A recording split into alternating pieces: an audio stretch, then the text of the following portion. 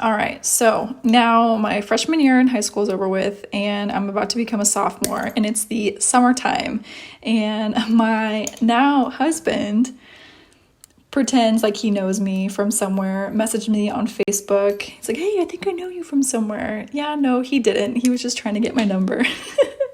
And well, obviously it worked because now we're married with 3 kids and we're doing amazing. But it's just so funny to look back and see our history. So we dated for 3.5 years all throughout high school. And then after high school, we actually broke up for 2 years, which was really necessary, honestly. Even though I knew in my heart and soul that I was going to marry him. Like, I thought I was going to marry him right out of high school just because we were together for so long. We had already talked about it, all this stuff. And so it was just kind of like, yeah, of course, we're going to get married, duh. And then we don't. And that's kind of an interesting story in itself. But honestly, I look back at it as a good thing. You know, we were in high school. We were young. We didn't have the healthiest relationship. You know, I was flirting with other dudes. He was flirting with other girls. You know, the typical high school relationship, I guess you can say. So honestly, him and I breaking up was a good thing in a sense, because now that we're together and married, we actually appreciate each other more, and we know where we messed up, and it's just a completely different relationship now, like, thank the Lord. But anyways, so our relationship all throughout high school, he got 5 concussions right at the beginning of our relationship. And so our whole first 2 years being together, we laid low.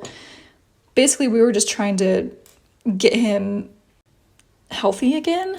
But it's so cool though, because his family, I give credit to his family really helping me establish my relationship with God. So I've already mentioned before that I had already been to church, gone to church, but I didn't really know what it was like to have a relationship with God, you know, if that makes sense. And being in his family for the amount of time that I have, I saw so many answered prayers throughout our high school relationship. I really started to have a relationship with God, getting closer, and I was being prayed for. I was experiencing healing, like emotional healing from me being sexually abused when I was younger, all of that stuff. And I witnessed his 2 brothers actually be healed of major health issues, I guess you can say. His youngest brother had a paralyzed stomach for 16 years, and they went to a church service and they had him prayed over and he was healed. And then his older brother was actually healed of bipolar. So I witnessed that, and it's just amazing. It's hard to deny the power of God when you witness that, because I was there before the healing and after the healing, and seeing the difference in both of his brothers is truly incredible. And so that really just solidified my faith in God, and I was like, oh my gosh, God's real, like, holy cow.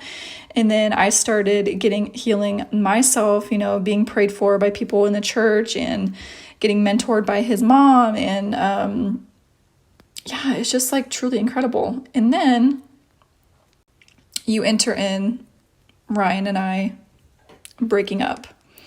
And that's kind of where things went a little haywire. I literally went nuts. I went crazy, and I walked away from God, even though I had already seen him heal my 2 brother-in-laws. I've already experienced a lot of healing in my life, and I just completely walked away. When Ryan and I broke up for the 2 years, I was so betrayed. I just had literally like a mini life crisis. Because in that time, my grandma, who raised me from when I was 8 years old,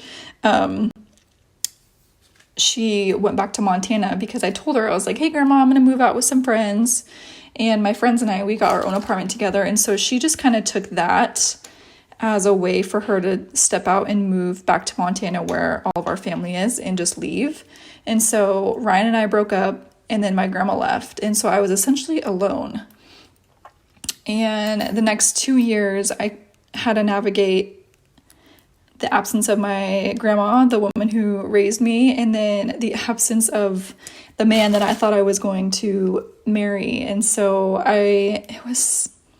and this is when I started to do drugs and drink and party and get involved with things that I should not have.